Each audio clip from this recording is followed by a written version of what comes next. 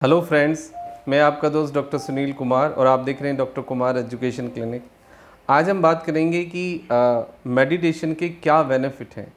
देखो, मेडिटेशन के बेनिफिट कई बार ऐसा होता है कि जब आप मेडिटेशन स्टार्ट करते हैं, ध्यान स्टार्ट करते हैं या आप उस चीज़ को कॉन्शियसली डेली बेसिस करते हैं, तो शुरू में कई बार आपको कुछ अच्छा नहीं लगता या आपको कुछ फ़ायदे नहीं दिखाई देते। सबसे पहली बात यह है कि मेडिटेशन के बारे में ज़्यादा बात करना या मेडिटेशन के बारे में सुनना पढ़ना, इस सबसे बहुत बड़े फ़ायदे नहीं होते हैं। मेडिटेशन को आप करके देखिए, रेगुलर बेसिस, डेली बेसिस आप उसको करिए, और यदि आपको कुछ फ़ायदा भी नहीं लग रहा है तो इसका मतलब है कि आपको बहुत बड़े फ़ायदे होंगे। आप उसको रेगुलरली करते रहिए, कुछ समय के बाद वो बदलाव आप देखेंगे और वो पॉजिटिव बदलाव आप देखेंगे। पिछले 20 साल में जो रिसर्च हुई है उसके आधार पे आज हम आपको मेडिटेशन के जो बेनिफिट हैं वो हम आपको बताएंगे। फिजियोलॉजी ऑफ योगा और बेनिफिट ऑफ मेडिटेशन, ये मेरे 2 रिसर्च पेपर हैं जिसमें मैंने मेडिटेशन के ऊपर डिटेल बात की है, और योगा और मेडिटेशन का जो बॉडी के ऊपर इफ़ेक्ट है उसके बारे में मैंने डिटेल क्लिनिकल एविडेंस से चीज़ें प्रूव की हैं।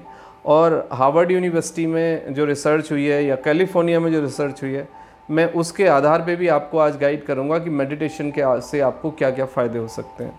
मैं आपका दोस्त डॉक्टर सुनील कुमार, और मैं पिछले 18 ईयर से as a lifestyle and metabolic physician practice कर रहा हूँ। और लाइफ स्टाइल डिसीज़ में मैंने देखा है कि यदि आप कुछ समय डेली बेसिस मेडिटेशन कर पाएँ तो इससे आपको लाइफ में बहुत बड़े फ़ायदे होंगे। तो सबसे पहले मैं बात करूँगा कि आपका जो एजिंग सिस्टम है, यानी आपके जो बूढ़े होने की प्रक्रिया है, जो एजिंग सिस्टम है, जो एजिंग है, वो आपका स्लो हो जाता है। और यदि आप रेगुलर मेडिटेशन करते हैं तो आपको जो बीमारियां हैं वो लगभग 25% कम बीमारियां होंगी, और आप लाइफ में 8 से 10 ईयर ज़्यादा जी सकते हैं और एक अच्छी क्वालिटी ऑफ लाइफ सस्टेन कर सकते हैं। ये मेडिटेशन का एक कंक्लूज़न है। उसके बाद आता है आपको न्यूरोजेनेसिस। आपने सुना होगा कि दिमाग के अंदर सेल्स होते हैं और सेल्स का बनना और टूटना एक प्रक्रिया है, और दिमाग की जो स्ट्रक्चर होता है, ब्रेन का जो स्ट्रक्चर होता है, मेडिटेशन के बाद देखा गया है कि उसके स्ट्रक्चर में एक बदलाव आता है, हमारे इमोशनल सेंटर में एक बदलाव आता है, और हमारे जो ब्रेन के और दूसरे जो सेंटर्स हैं उनकी भी जो कार्यप्रणाली प्रणाली है उसमें एक पॉजिटिव बदलाव देखा गया है। यानी कि न्यूरोजेनेसिस को प्रमोट करता है मेडिटेशन। उससे आपके ब्रेन सेल्स काफ़ी हद तक सेटल डाउन रहते हैं, कूल रहते हैं, और उन्हें काफ़ी ऑक्सीजन मिलता है, और काफ़ी वो रीजनरेशन वाली जो प्रक्रिया है और जो केमिकल के साथ उनका कोऑर्डिनेशन है वो काफ़ी बेटर होता है। उसके बाद आता है कि पूरी बॉडी में ऑक्सीडेशन, यानी ऑक्सीडाइज होती है बॉडी, और सेलुलर लेवल पे मेडिटेशन और प्राणायाम दोनों ही आपके ना सेल्स को केवल प्रोटेक्ट करते हैं बल्कि सेल्स की एक्टिविटी को बढ़ाते हैं, उसकी लाइफ स्पैन को बढ़ा करते हैं। उसके बाद आता है कि ब्रेन के लेवल पे कोऑर्डिनेशन, कंट्रोल एंड कमांड, ये तीनों चीज़ें काफ़ी अच्छी हो जाती हैं, काफ़ी बेटर आप महसूस करते हो। और आपका जो कॉग्निटिव बिहेवियर है, यानी कॉग्निटिव जो आपका फंक्शन है, उसको इम्प्रूव करता है मेडिटेशन, और आप काफ़ी रिलैक्स महसूस करते हैं, काफ़ी कूल डाउन महसूस करते हैं। इसके बाद बीपी को रेगुलेट करने में मदद करता है, पल्स को रेगुलेट करने में मदद करता है, और आपका जो रेस्पिरेटरी रेट है उसको रेगुलेट करता है। इसका मतलब ये होता है कि जो लोग एंजाइटी या फिर ओसीडी या एपिलेप्सी वाले पेशेंट हैं, या जिनको स्लीपिंग डिस्टर्बेंस होता है, तो उस केस में देखा जाता है कि बीपी एबनॉर्मल रहता है, पल्स रेट यानी आपकी दिल की धड़कन कम ज़्यादा हो जाती है, या फिर आपका कई बार देखा जाता है कि रेस्पिरेटरी रेट बढ़ जाता है। तो इन तीनों को, क्लिनिकल पैरामीटर्स को ये नॉर्मलाइज करने में, रेगुलेट करने में, कोऑर्डिनेट करने में डायरेक्टली हेल्पफुल है।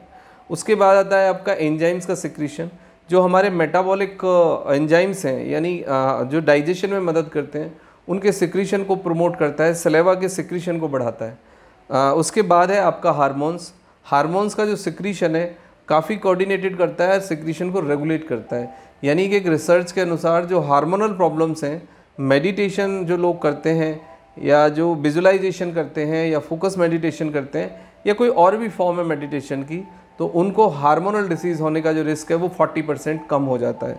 और एक बीमारी है पोस्ट ट्रॉमेटिक स्ट्रेस, यानी कि किसी भी ऐसी घटना, फाइनेंशियल लॉस या किसी इंसान का लॉस या कुछ और दूसरी तरह की कोई घटना यदि इंसान के जीवन में घट जाती है, तो एक इंसान एक डिप्रेसिव स्टेट को बिलोंग करता है, उस डिप्रेसिव स्टेट यानी किसी घटना के कारण यदि आपको तनाव है, उससे आपको बाहर निकालने में, आपके बीपी, पल्स रेट, आपकी स्लीप और आपके थॉट को नॉर्मल करने में meditation is a directly helpful. तो ये मेडिटेशन उन लोगों के लिए एक बहुत अच्छी मेडिसन है, बहुत अच्छा ये एक मैनेजमेंट है। उसके बाद आता है कि ये आपकी जो लोगों के प्रति कनेक्टिविटी है उसको बेटर करता है, और मेडिटेशन से एक इंसान अपने प्रति ज़्यादा सजग, ज़्यादा कोऑर्डिनेटेड और ज़्यादा फ्रेंडली होता है, और एक इंसान अपने साथ एक ज़्यादा फ्रेंडली रिश्ता कायम कर पाता है, अपने को ज़्यादा बेटर समझ पाता है, अपने को प्यार कर पाता है, अपनी इज्जत कर पाता है, अपने आप को चैनलाइज कर पाता है, डिसिप्लिन कर पाता है। ये एक सबसे बड़ी बात है। तो ये सारी चीज़ें हैं, बेनिफिट हैं आपके मेडिटेशन के। मेरा मानना है कि हम सभी को मेडिटेशन करना चाहिए, कम या ज़्यादा। और मेडिटेशन के लिए कोई आपको किसी स्पेशल स्ट्रक्चर में बैठने की ज़रूरत नहीं है, किसी का चेला बनने की ज़रूरत नहीं है। आप 10 से 5 मिनट कोई भी विजुअलाइजेशन करें, आप म्यूजिक सुने, आप ड्राफ्टिंग करें, आप खेलें, या और कुछ भी ना हो तो आप लेट कर या बैठ कर स्पाइन को सीधा करके 10 मिनट अपनी ब्रीथ पे फोकस करें, अपनी धड़कन को सुनने की कोशिश करें, और केवल आप अपनी बॉडी के साथ अपने ब्रेन को कनेक्ट करने की कोशिश करें।